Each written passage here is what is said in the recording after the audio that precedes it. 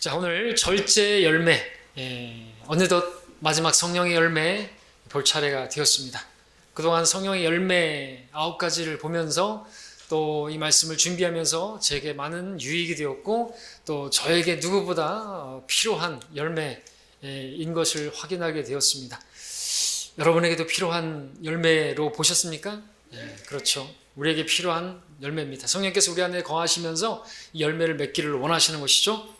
자, 25절 끝에 우리가 다시 말씀을 읽어보면 우리가 성령 안에서 산다면 또한 성령 안에서 행하자 말씀하고 있습니다.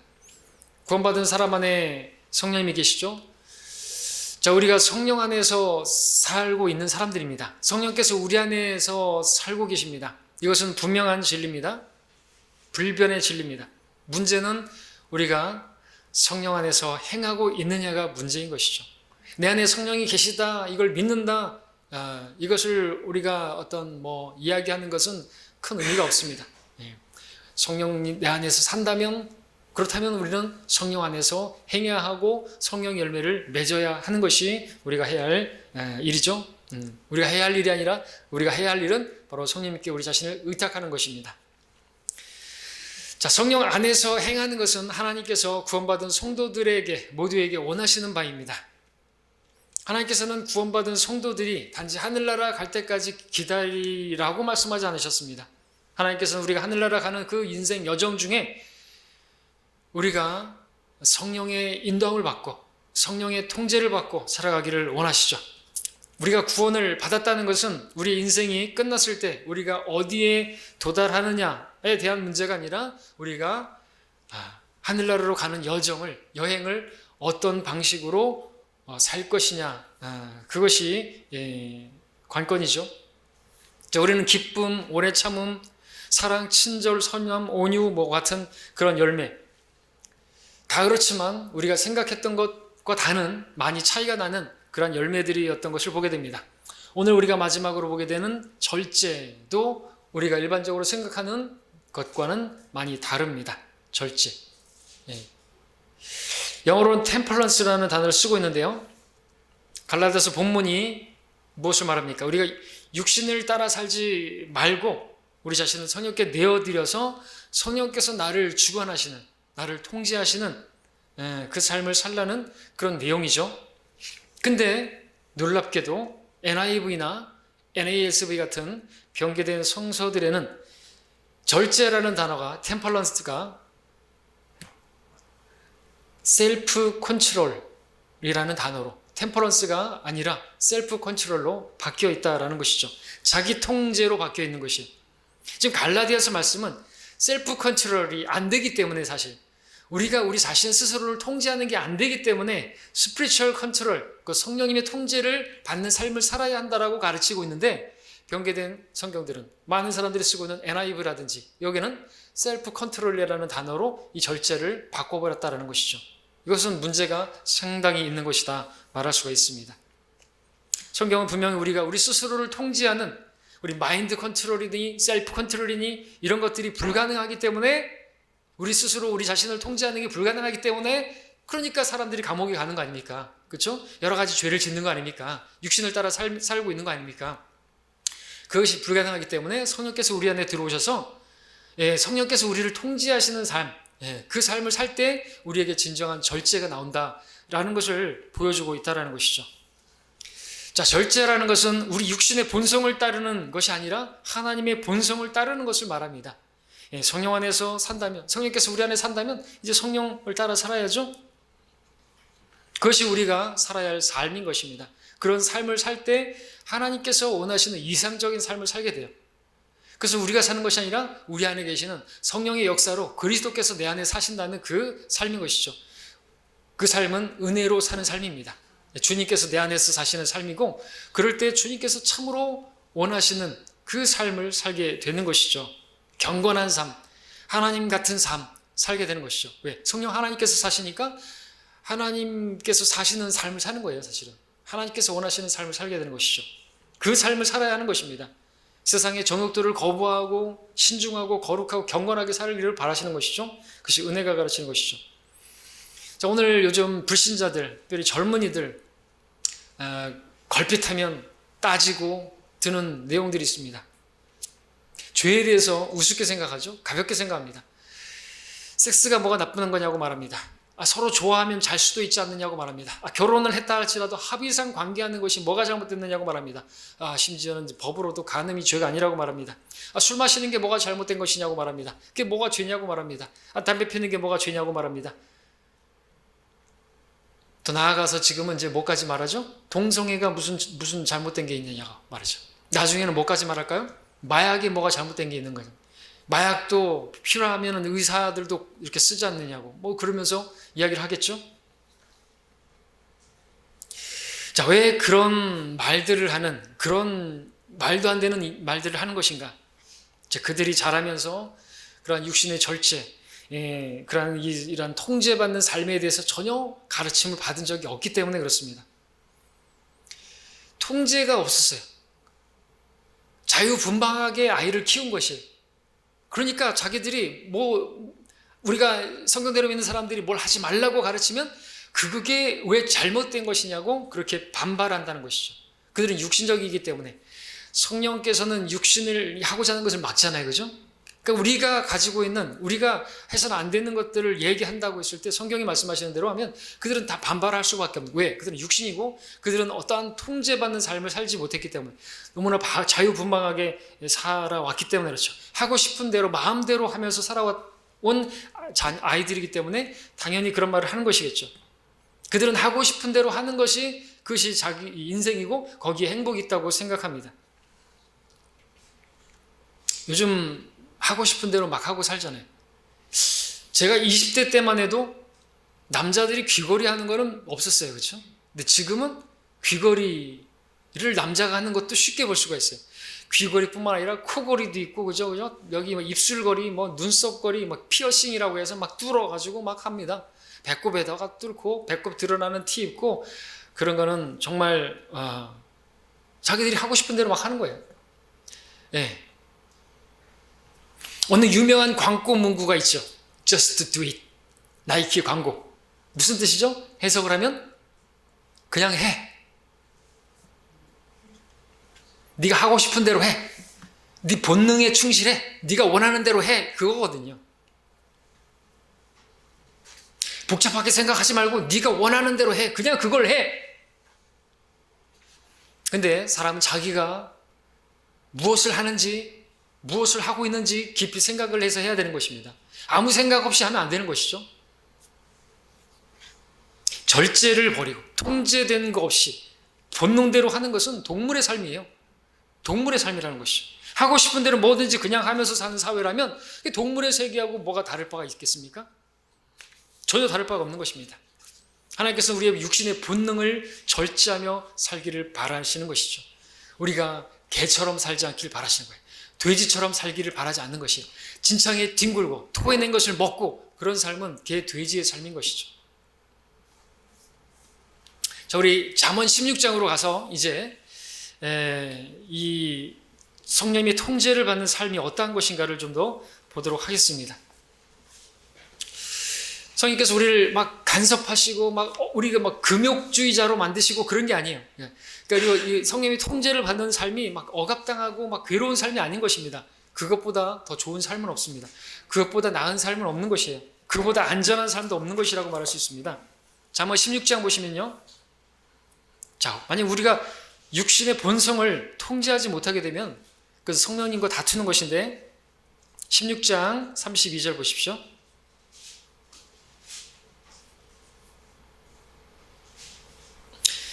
자, 육신의 원함과 성령의 원함은 반대가 되는데 절제야말로 성령께서 우리 안에서 이루기를 원하시는 그런 열매다. 16장 32절을 보시면 노하기를 더디하는 자는 용사보다 낫고 자기의 영을 다스리는 자는 성읍을 차지하는 자보다 나으니라 말씀하고 있습니다. 자, 이 말씀에 따르면 우리가 성령의 통제를 받으며 사는 그 삶이 성읍을 차지해서 성읍을 다스리고 있는 사람보다 더 나은 것이라고 말하고 있죠. 여기 성읍이 영어로 시티예요. 도시란 말이죠. 서울시리 그러면 이제 서울시죠.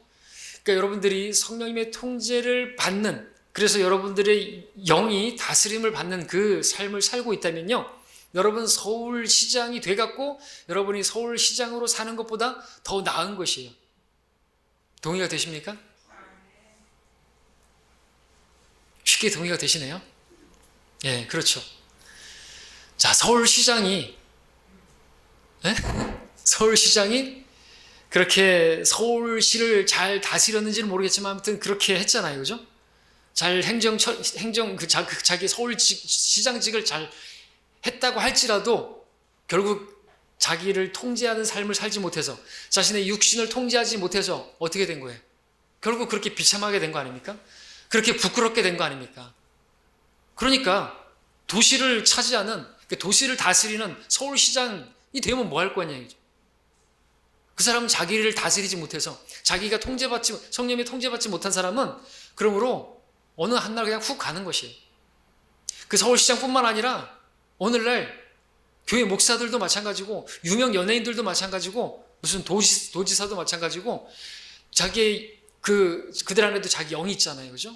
자기 영을 다스리지 못해서, 그 육신의 욕구를 다스리지 못해서, 여러 가지 그런 스캔들이나 그런 추문으로 인해서 그냥 가잖아요. 그냥 한 방에 가잖아요.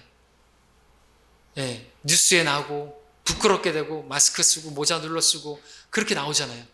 그 왜 늘 그렇게 된 것이죠? 그 육신을 다스리지 못해서 그런 거거든요. 육신의 그 본능을 통제하시는 성령께서 안 계시기 때문에 그런 것이죠.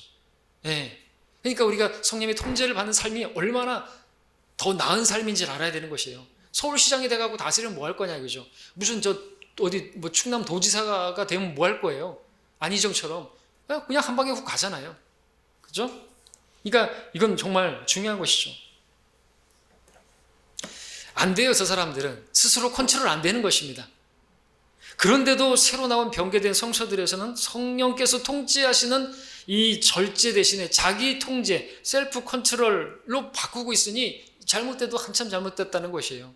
바뀌면 안 돼요. 셀프 컨트롤이 안 되는 겁니다. 안 돼요.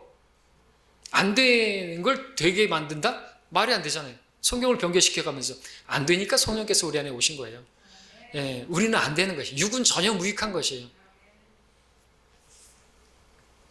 우리는 많은 유명한 사람들, 유명하지 않은 사람들은 더 많겠죠. 근데 유명한 사람이니까 스포트라이트를 받고, 그런 사람들이 자기 육신을 다스리지 못해서, 텔레비 나오는 사람들 다 그런 사람들이잖아요. 그래서 부끄럽게 되고 결국에 철창신세를 지는 그런 것을 보게 된다라는 것이죠. 그러니까 우리는 그런 사람들을 부러워할 게 아니라 내 안에 성령께서 역사하셔서 절제라는 열매를 맺게 하시니 우리는 그들보다 더 나은 사람들인 것입니다. 우리는 안전한 삶을 살게 되는 것이고, 그렇게 절제된 삶을 살게 될 때 주님께서는 우리에게 또 보상해 주시는 분이세요. 그러니까 성령님께 순종하기만 하면요, 보상은 그냥 따라오는 것입니다. 우리 잠언 25장 28절도 볼까요?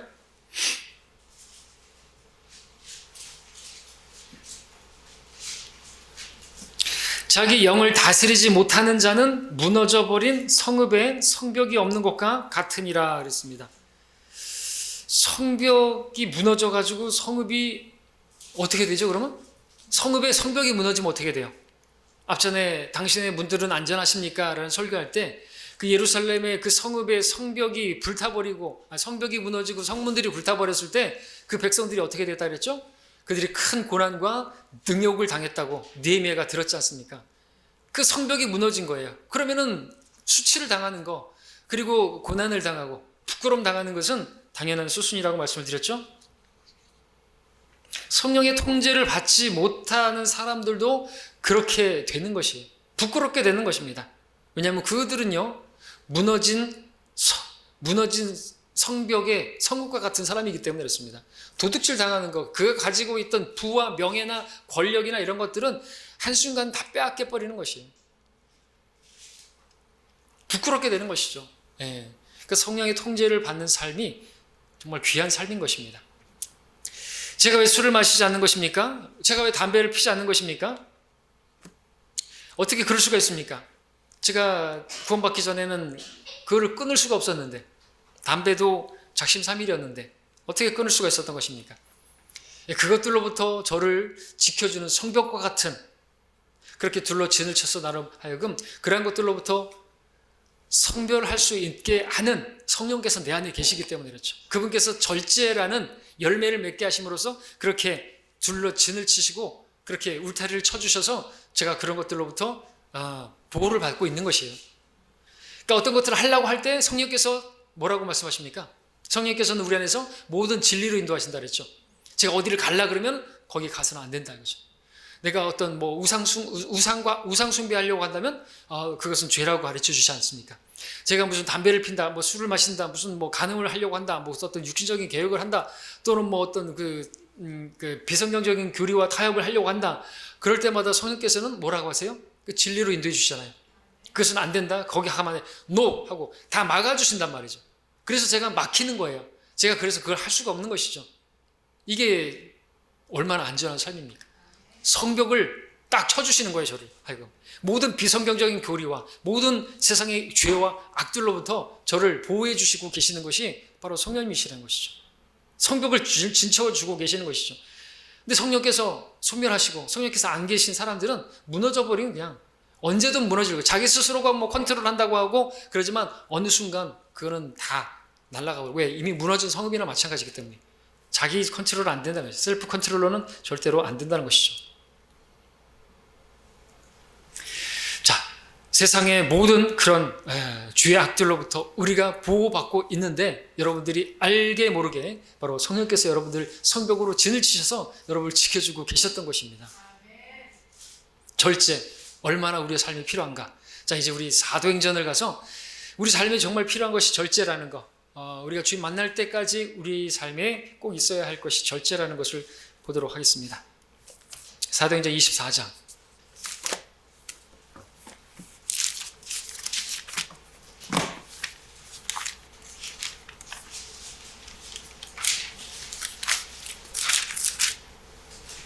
(24장) 25절을 보겠습니다. 잘 아시는 말씀이죠? 바울이 의와 절제와 다가올 심판에 관하여 설명하자 펠릭스가 두려워하여 대답하기를 이제 그만 가라. 적절한 때가 오면 내가 너를 부르리라 하니라 했습니다. 자, 바울이 의와 절제와 다가올 심판 전했다라는 것입니다. 의, 다른 의가 아니겠죠? 예수 그리스도를 믿으면 의를 받잖아요. 하나님의 의를 받잖아요. 다가올 심판 있습니다. 믿는 자에게는 그리스도의 심판석이 있고 믿지 않는 자들에게는 백보자 심판석이 있습니다. 불못에서 던져지는 심판이 있습니다. 의와 심판은 우리가 알겠는데 그 의와 심판 사이에 있는 이 절제, 그 많은 주제들이 있을 텐데 바울은 왜 펠릭스에게 의에 대해서 이야기하고 심판에 대해서 이야기하고 근데 그 중간에 절제에 대해서 이야기를 한 것입니까? 우리에게 가르치는 바가 의미가 심장하죠. 우리가 의롭게 되었다면요, 주님 만나가지고 심판 받을 때까지 우리에게 필요한 이 교회 시대에 또 우리 삶에 필요한 것은 절제로 대표되고 있다는 것이죠. 여기 절제가 바로 템플런스, 의와 다가올 심판 사이에 절제가 놓여져 있다. 주목할 말씀이 아닐 수가 없습니다. 왜 그런 것입니까? 믿음으로 의롭게 된 우리들이 그리스도의 심판석에서 온전한 상을 받기 위해서는 필요한 게 절제이기 때문에 그렇죠. 고린도서 9장에서 바울은 자신의 절제 이유를 이렇게 썼습니다.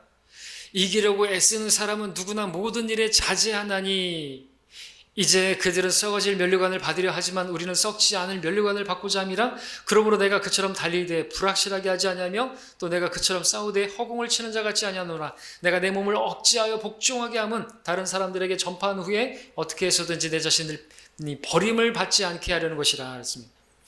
경주하는 것에 비유하고 있습니다.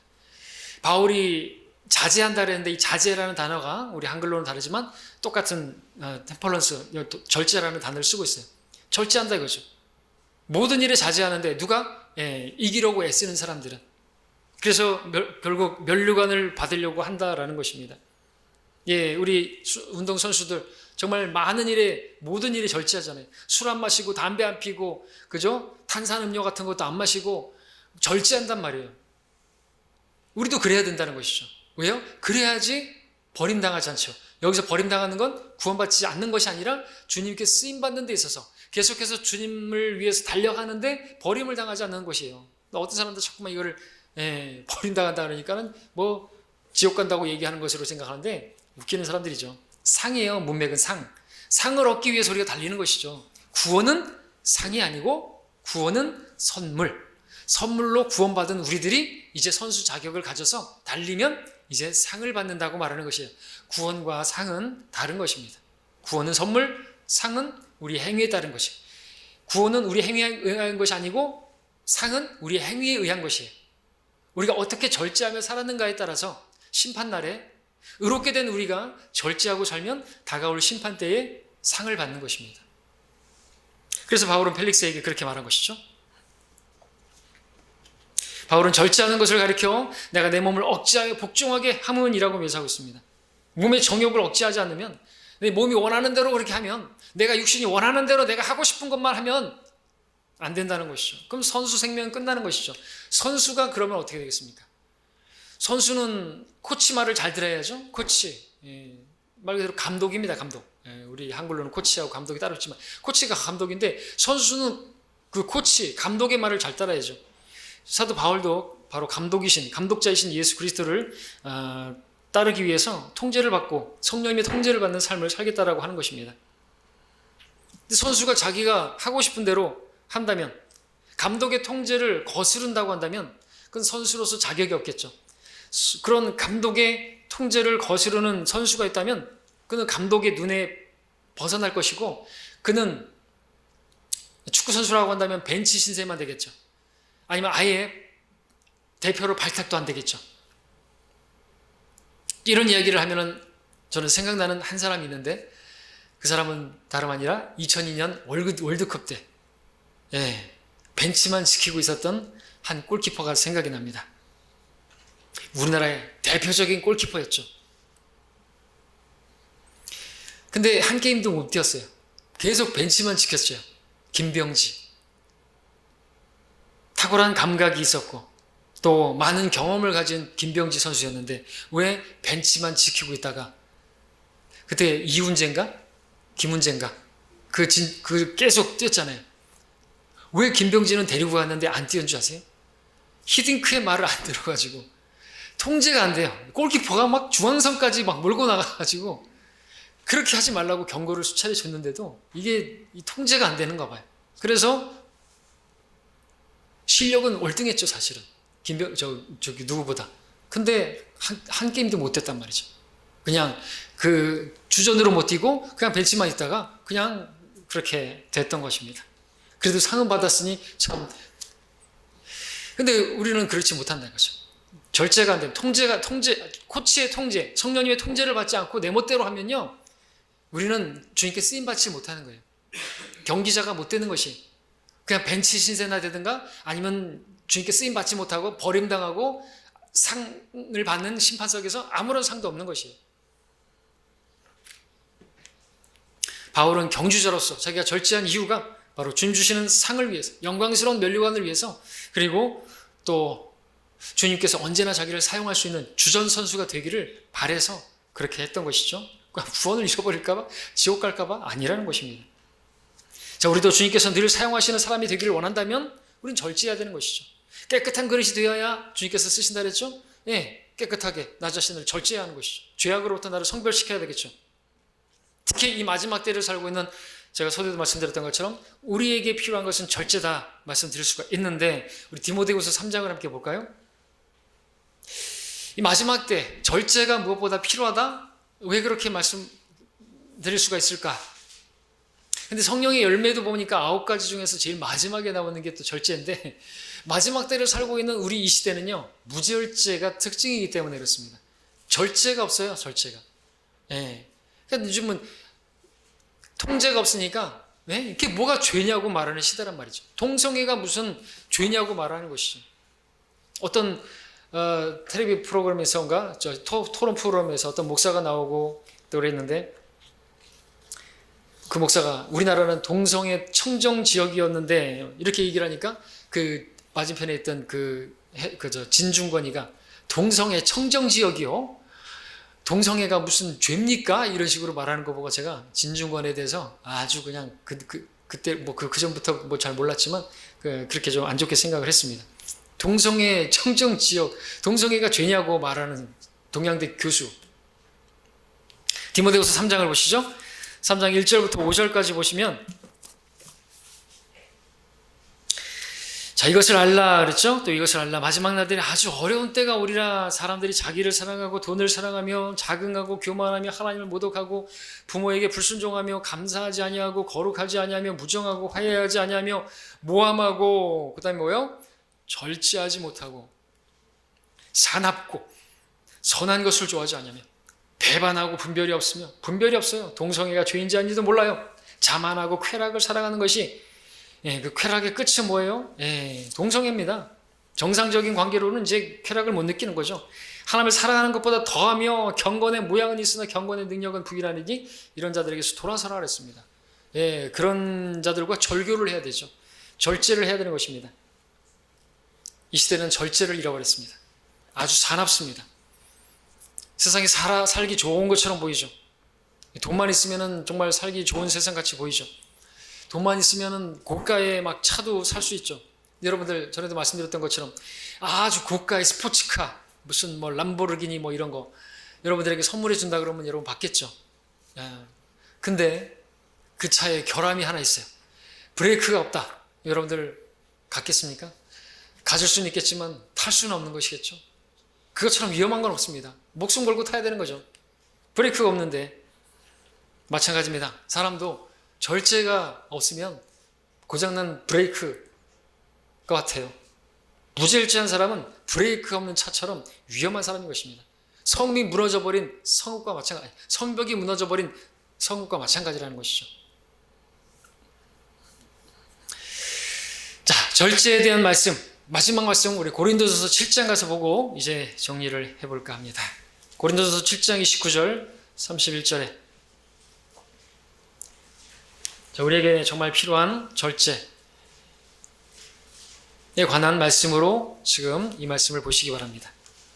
7장 29절 형제들아 내가 이것을 말하노니 때가 얼마 남지 않았으니 이제부터 아내가 있는 사람들은 없는 것 같이 하며 또 우는 사람들은 울지 않는 것 같이 하며 하고 기뻐하는 사람들은 기뻐하지 않는 것 같이 하며 또 물건을 사는 사람들은 소유하지 않는 것 같이 하라. 그리고 이 세상을 이용하는 자들은 다 이용하지 못할 것처럼 하라. 이는 이 세상의 형체가 사라져감이라.